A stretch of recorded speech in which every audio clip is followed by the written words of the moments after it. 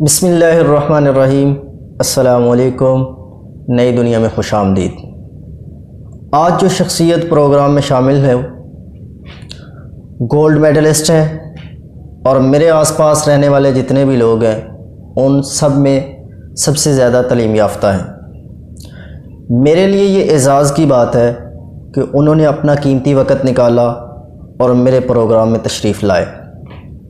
उनका मुख्तसर तारफ़ करवा देता हूँ। 1 जनवरी 1947 मकबूजा जम्मू कश्मीर, ज़िला कठुआ, कस्बा बरवाल में पैदा हुए। नवंबर 1947 ईस्वी तक़सीम हिंद के वक़्त उनके वालिदैन हिजरत करके पाकिस्तान तशरीफ़ ले आए। 1962 ईस्वी में मौजूदा गवर्नमेंट इस्लामिया हाई स्कूल दुदूचक से मैट्रिक का इम्तिहान पास किया।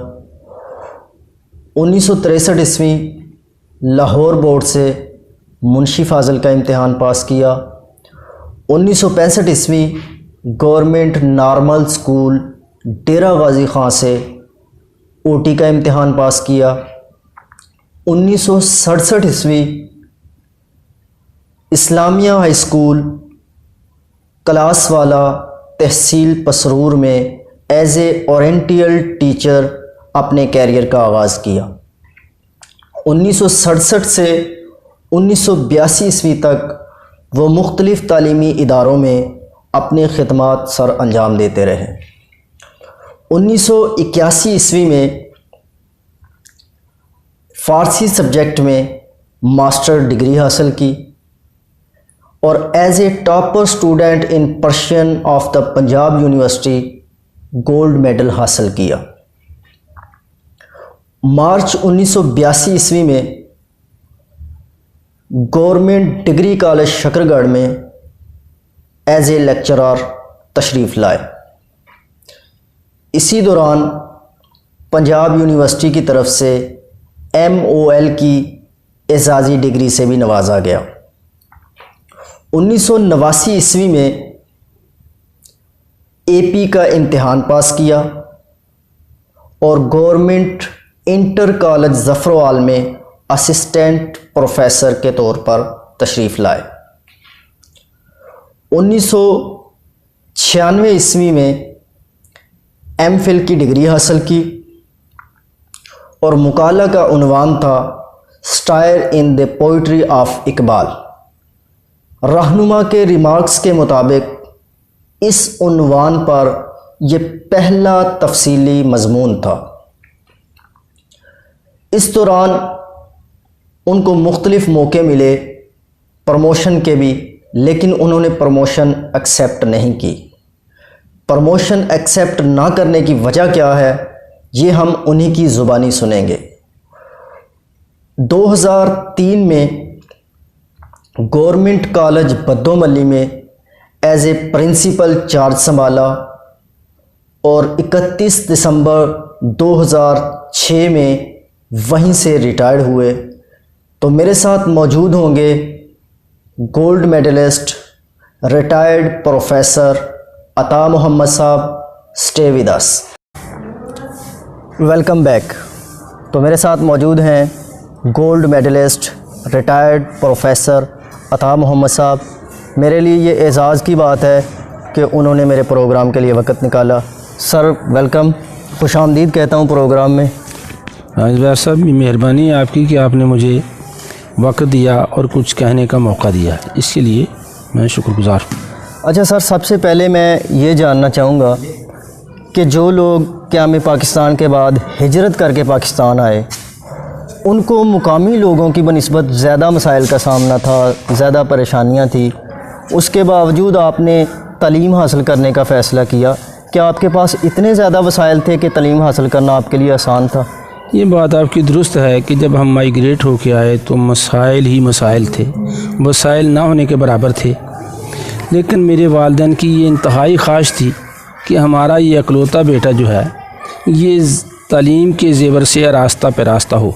इसलिए उन्होंने कठिन हालात से गुजरते हुए, मुश्किलात व मसाइब का सामना करते हुए मुझे ज़ेवर तालीम से मुज़य्यन किया।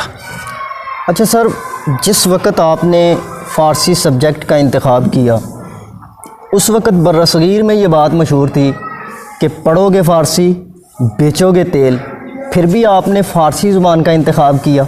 हाँ, ये सच है कि बर्रसगीर के अंदर उस वक्त ये जुमला और ये कहावत आम चली आ रही थी, पढ़ो फ़ारसी और बेचो तेल।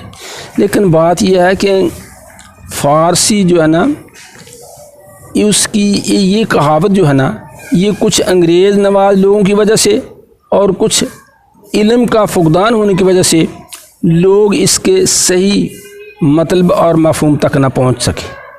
इसका असल मतलब यूँ है कि उस दौरान, उस ज़माने में फ़ारसी का बड़ा चर्चा और एक बहुत बड़ा मुकाम था।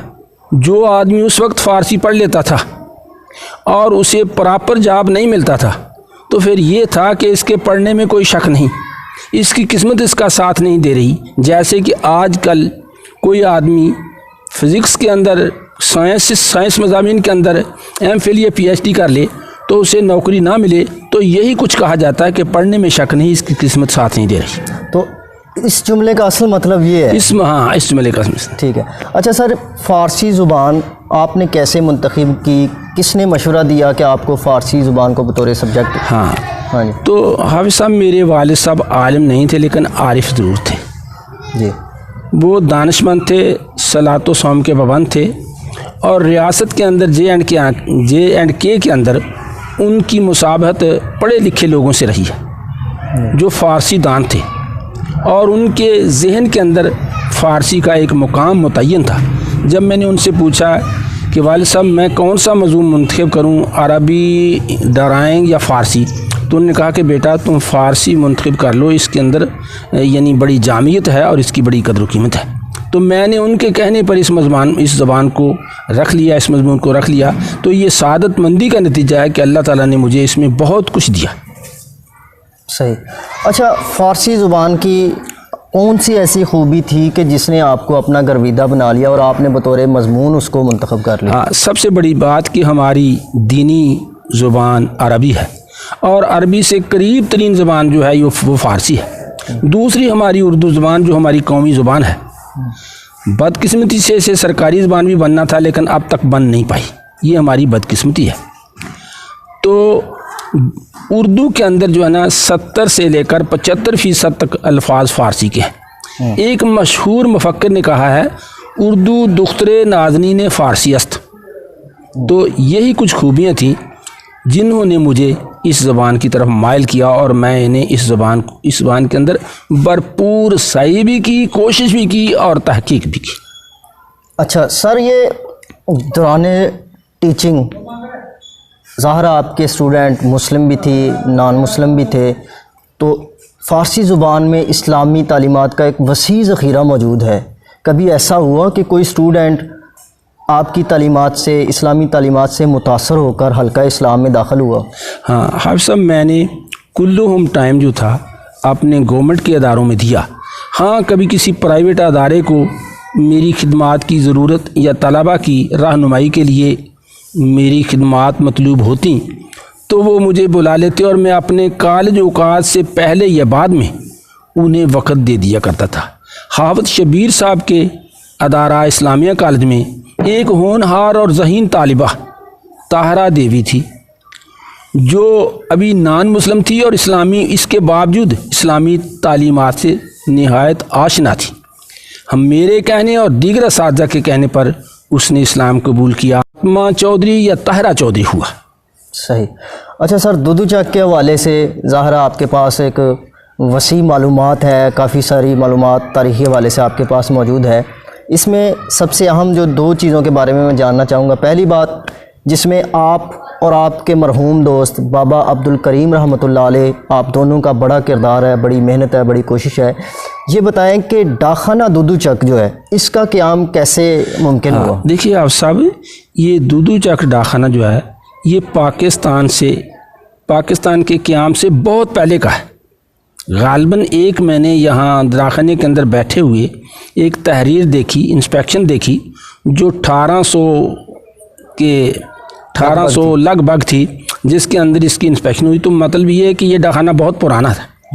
कस्बा दुदूचक आबाद कस्बों में से, जैसे कोट नैना है, सुखोचक है, ये कंजरूड़ वगैरह है, उनमें से एक कस्बा रहा है, आबाद कस्बा रहा है। पुराने कस्बों में पुराने शुमार होता है। इसमें डाखाना की शदीद ज़रूरत थी, सब आपस की शदीद ज़रूरत थी, लेकिन वो इसका क़याम नहीं होता था। उसके लिए महकमा ने ये पाबंदी लगा दी कि 50,000 के खजाने में जा रहा है। आप जो है ना अगर जमा नहीं करवाएंगे तो ये डाखाना टूट जाएगा, बड़ा नहीं बन सकेगा। बाबा अब्दुल करीम मेरे निहायत मोहसिन दोस्तों और बुज़ुर्गों में से हैं। अगरचे हमारी उम्रों के अंदर काफ़ी तफावत था, लेकिन जज्बा खैर खाई और रफ़ाए आमा के कामों में हमारे अंदर ये कदर मुश्तरक थी। लिहाजा हम दोनों ने मिलकर के कोशिश की और ये डाखाना बन गया और इसका संगे बुनियाद रखने की सआदत भी मेरे हिस्सा में आई। अच्छा सर, जनाज़गाह दुदूचक की ये भी एक आप दोनों दोस्तों का बड़ा एक कारनामा है, बड़ी कोशिश है।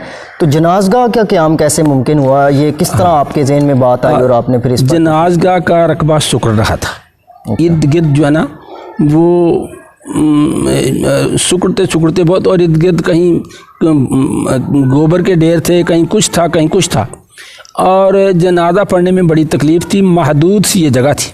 तो बाबा करीम चूँकि रफ़ाए आमा के कामों में बड़ी दिलचस्पी रखते थे, एक दिन उन्होंने मुझसे मशवरा किया कि यार दोस्त बरखुरदार, इस जनाज़गाह को वसी करना है तो क्या करें। मैंने कहा बाबा जी आप अल्लाह का नाम लेकर के कोशिश शुरू कर दीजिए। लिहाजा उन्होंने इस दौरान लोगों से नाराज़गी भी मूल ली और कोशिशों काविश करते रहे, और मैं उनके साथ जुड़ा रहा। हमारी ये कोशिशों काविश कामयाबी के हमकिनार हुई, और जब इसका संगे बुनियाद रखने का मौका आया तो उन्होंने कहा कि भाई इसका संगे बुनियाद रखो। तो अल्हम्दुलिल्लाह हमने गराई करके लोगों से कह के खुद जो है ना करके इस जनाज़गाह के लिए काम किया और ये मुकम्मल हो गई। सर बहुत शुक्रिया। मैं आपसे रिक्वेस्ट करूंगा कि आइंदा भी आप प्रोग्राम में तशरीफ़ लाएं, ताकि हम दुदूचक के लोगों को, इर्द गिर्द के लोगों को, आपके पास जो इलाके के हवाले से मालूमात हैं वो मालूमात हम लोगों तक आपके ज़रिए से पहुंचा सकें। तो हम उम्मीद करते हैं कि आप हमारी रिक्वेस्ट को ज़रूर कबूल करेंगे। हाँ, मेरे लिए ये बहुत खुशी की बात होगी कि आप मुझे इस मामला में इसलिए जानकारी के लिए लोगों की आगाही और नौजवान नस्ल को मालूमात फराहम करने के जब भी मुझे आप बुलाएंगे मैं इंशाअल्लाह हाज़िर हो जाऊंगा, और मुझे खुशी होगी क्योंकि हमारी नई नस्ल जो है उसे क़याम पाकिस्तान से, पाकिस्तान के अंदर जो पाकिस्तान बनने में जो तकालीफ़ आई और जिन हस्तियों ने इसके लिए काविशें की, उनसे रूशनास कराना हमारा फ़र्ज़ अव्वलीन है। ठीक, उम्मीद है कि आपको हमारा आज का प्रोग्राम पसंद आया होगा। इंशाअल्लाह प्रोफेसर अता साहब आइंदा भी हमारे प्रोग्राम का हिस्सा बनते रहेंगे। मिलते हैं किसी अगले प्रोग्राम में किसी नई मेहमान शख्सियत के साथ। अल्लाह।